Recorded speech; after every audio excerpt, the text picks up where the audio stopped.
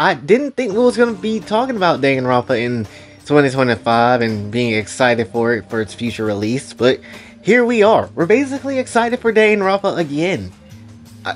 Crazy. Now, to be absolutely fair and to be real for people that may not necessarily know and maybe has joined in the channel like years ago, maybe like before the first 2 years, I'll just go ahead and give you a bit of context. We started on this channel with Danganronpa sprites. We were just using them out the wazoo, here, and here, like it was everywhere. It was essentially the damn poster child of the damn channel when it comes down to it. Junko was that person of the channel to kind of, get things going around here. But ultimately, obviously, I wanted my own identity, which is why Jay exists, and, ever since then, we kind of went forward from that. But Danganronpa has always been part of the channel, and it's something that is obviously very important to me, even though I probably am a weird-ass Danganronpa fan when it comes down to it, which honestly, the reason why I say that is because I actually get bothered by the executions a lot of the time. I know, that's what Dangan does. It's literally people getting bodied after a class trial. Who would have guessed? That's literally what it does. But for whatever reason, I just don't like when characters get killed.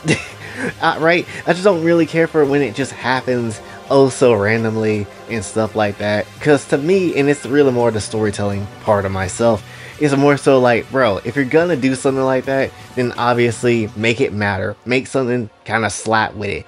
But if it's just bodying people for the sake of bodying people, it kind of feels a bit of a waste personally to me. And also at the same time, it's just like, that just, again, that is just me. But ultimately though, I am still nonetheless excited for, obviously Danganronpa 2x2, like a 2x4, which I said before.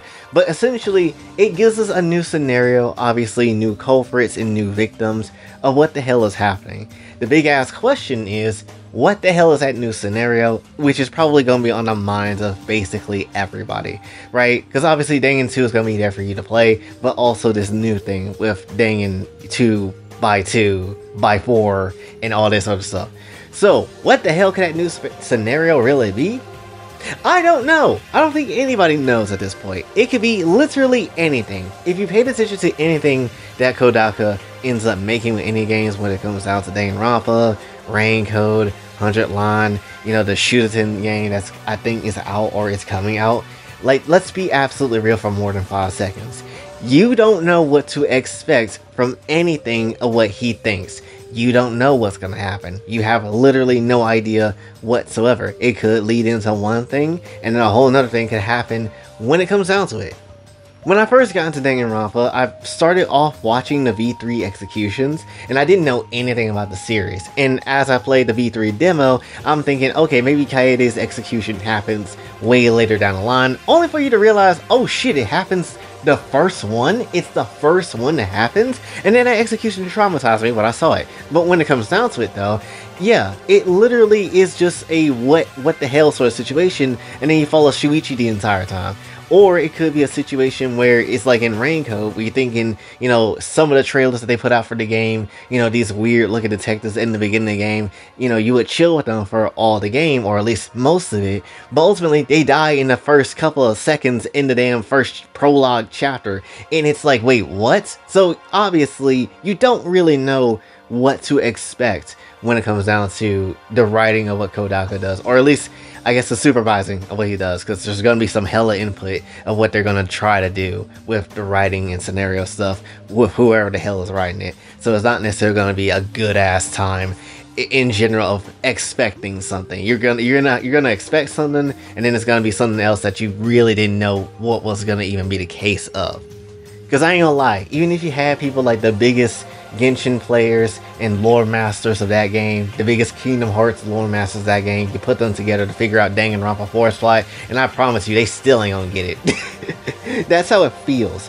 But the only thing I guess we could probably go off of, if this is part of the new scenario, which I assume it would be, is the whole scene where you have Nagito and Hajime just looking at the boat down there that obviously I missed the first time when I first saw the trailer. But when it comes down to it though, there is a boat down there, and it looks a lot like the Future Foundation boat at the end of Dangan 2. Now, what the hell could this be? I don't know. There's a lot of possibilities of where you can actually go down with that, and I'm not necessarily sure. Maybe Future Foundation ain't gonna save them. but they find out some information that they're in a simulation and all that sort of jazz. Maybe they alter the simulation in such a way where it's absolutely bonkers and it's not necessarily the, Danganronpa that we obviously seen and know. And that's just how it is, right? And also, I remember some people saying too, why Danganronpa getting a remake? Wouldn't it make more sense to do one? And yes, it would make sense to do one. But here's the thing though, I feel like Danganronpa can do it because of the Jabberwock simulation that they're in and all that sort of stuff. So they can kind of just say, F it, we'll do this, this, and this, and just say F everything else and kind of just go with a new thing, right? And that makes a lot of sense. So I'm not surprised that they did Danganronpa for a remake. Yes, it would make sense to do one, but I'm not surprised that they did Danganronpa. And also, for a fair amount of people, Danganronpa is like the better game in the series, right? With the better cast, people would argue, or the most noticeable cast of all the casts that's in the games. So I'm not really too surprised that they choose Danganronpa. Hell, I was watching Weeby this morning, literally kind of just yapping about it. And one idea that she brought up, which will be insane to do, and I think honestly would kind of make people actually legit mad in a bad way, would be to bring in new characters and replace everything. Like, essentially, take the Danganronpa 2 cast, ignore them completely, and then shove in new characters. And that's our Danganronpa 4, which 2x2 is 4, so, why the hell not? So when it comes down to it though, I do feel like that would be a bit of a cop-out. I do feel like that would be a bit of a bitch move, not gonna lie. And I wouldn't necessarily like that at all, personally, right? Because obviously, Danganronpa happened. It is what it is. I would like them to challenge themselves to see what they can do. I'm not opposed to them, adding a new character or a few new characters or whatever.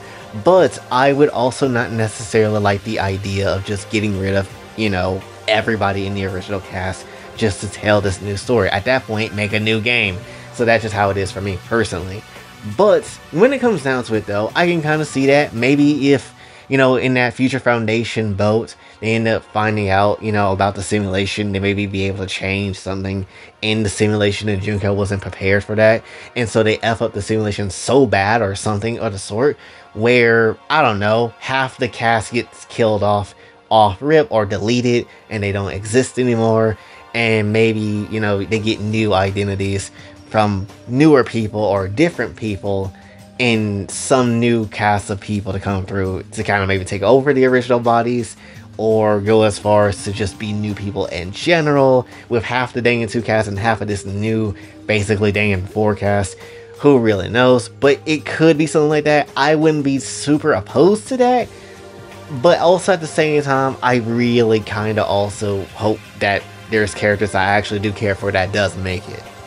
And hell, that's just one idea for a story. It could be like the old video like I did some years ago, talking about how maybe, I don't know, something goes wrong in the simulation, Junko doesn't like that, so her AI self comes through, questions what the hell is going on, and joins in the killing game, trying to figure out what the hell is going on with her game, and all that sort of stuff, right? Like, she doesn't kill anybody, and actually makes it to the end, and then, she can still pull the typical Junko things that she does, but still, she just mainly wants to figure out the mystery herself, because she doesn't know what the hell is going on either, right? Hell, could be a rogue Monokuma AI or something like that, that kind of makes her join up on the game, which, personally, I would like to see her be a victim of the game, or at least be someone that has to be forced to play it, and try to make it all the way through. I would actually like to see that quite a bit. Now, granted, they could do something even more wilder, which is just straight up kill Junko off, and then now we don't know who the hell is actually in control, which would be a weird ass thing to do, but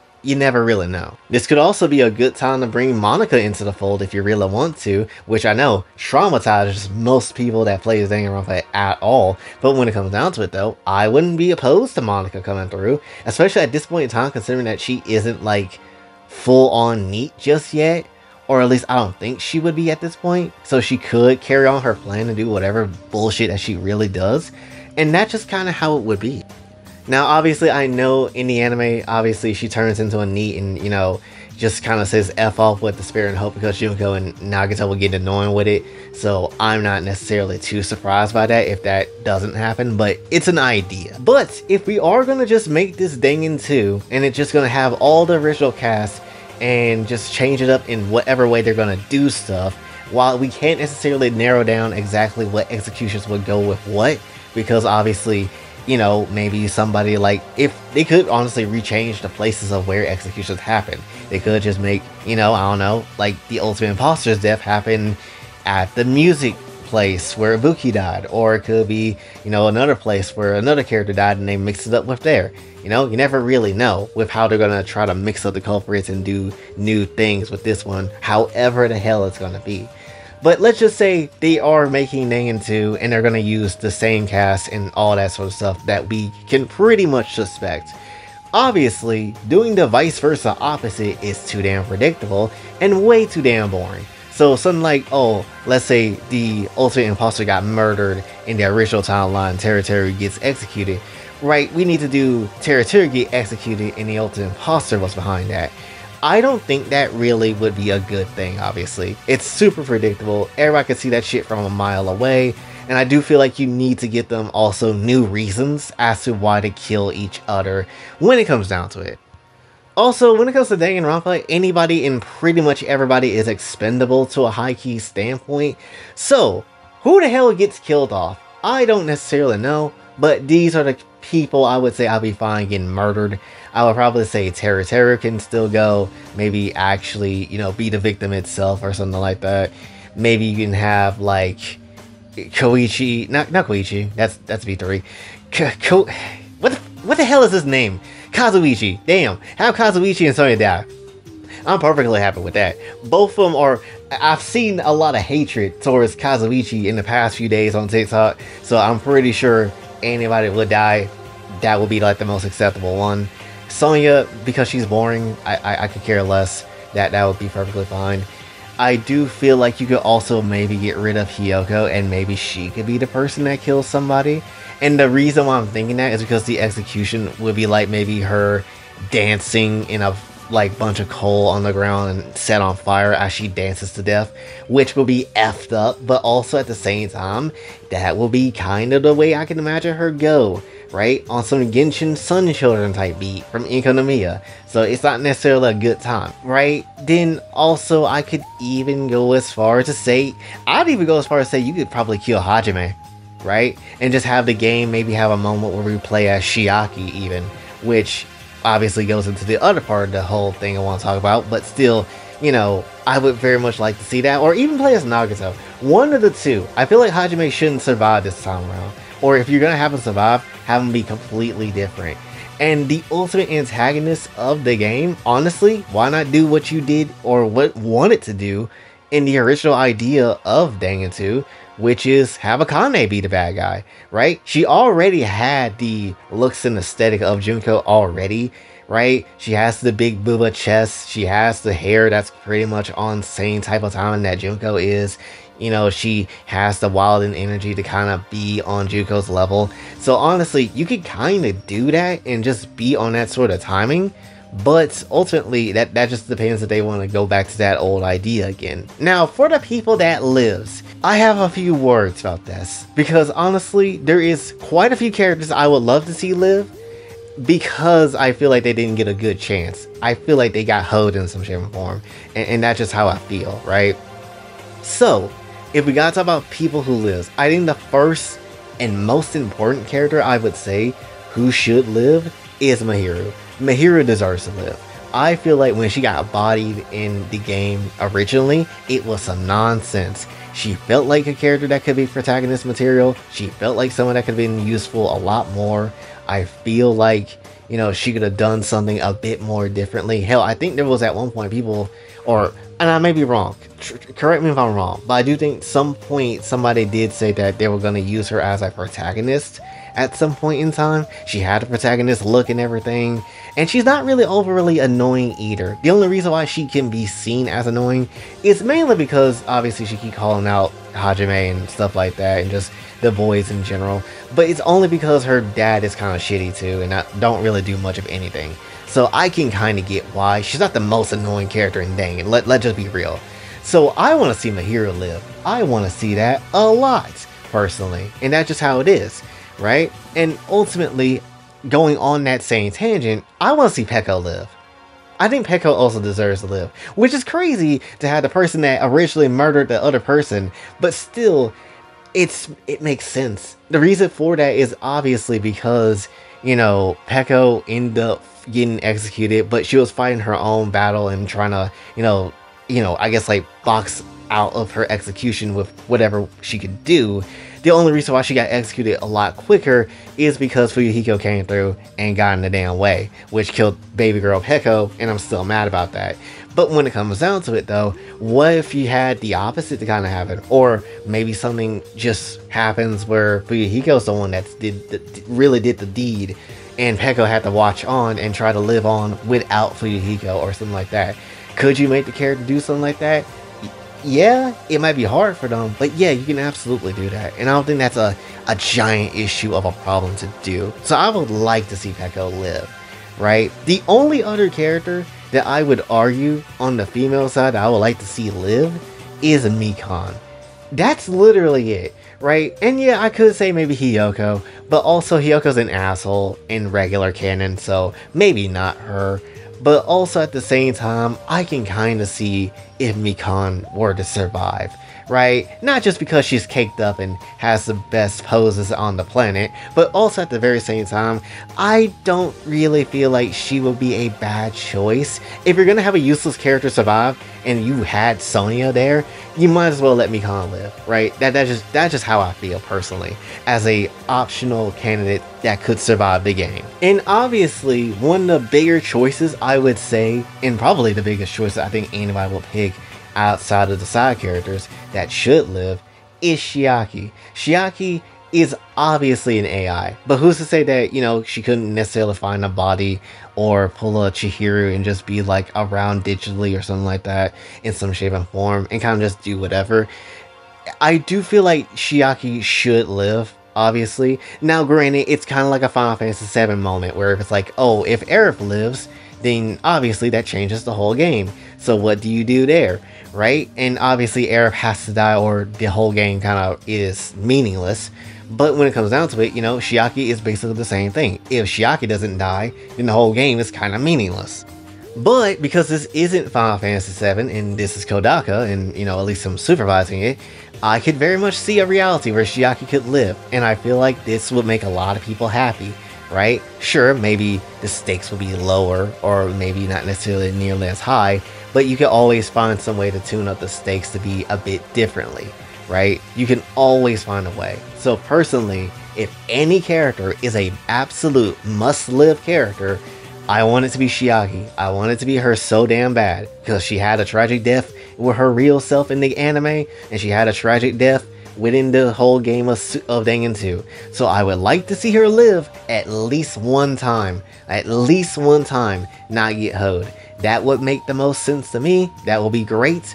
And honestly, it will be the best thing and really I feel like a celebrated outcome to save Chiaki, like how people wanted to save Aerith in FF7. I feel like that is how it will be on that level. Now granted, I don't think any of these characters are gonna like completely survive, and I don't think this is gonna be the correct cast of characters that will, but I would at least like one of each to survive, right? If I can't have like Mahiru, Peko, or Chiaki survive, I want one of them to live. At least one. Give me Chiaki. And if you can't give me Chiaki, give me like Mahiru. And if you can't give me Mahiru, give me Peko. Give me one of those three, I should say. Right? Same thing with the boys. Give me one of those three. If you can't give me at least one of those three, I feel like that's bull. I feel like that's bull to a high degree, and it's just nonsense. I really do. Right? But again, literally this whole new part of the game scenario is definitely going to be an anybody's game sort of toss-up, right? It's going to basically be all of that. We don't necessarily know what the hell's actually going to go on, and it could be literally anything. Which honestly, we don't really know, again, what this new this scenario could do. Hell, for all we know, it could be just them find out, obviously when they get to that boat, that, they found out that they're remnants of the spare, and then the bitch turns into a fighting game. We could just fight the remnant version of the, the actual cast and something like that. And that's just how it is, and it turns into a fighting game, which, bitch, I will be down for it. I'm pretty sure anybody that is anybody that wanted to see Danganronpa turn into a fighting game for a good minute of time will be extremely down for it. Hopefully it just don't turn into some sprite nonsense or some pixel nonsense and actually be actual 3D by some, CyberConnect nonsense, or honestly be on some, Arc System Works type of beat. I will be fine with any of that, but we'll have to obviously see, and granted that's still a request that I very much want to see just in general.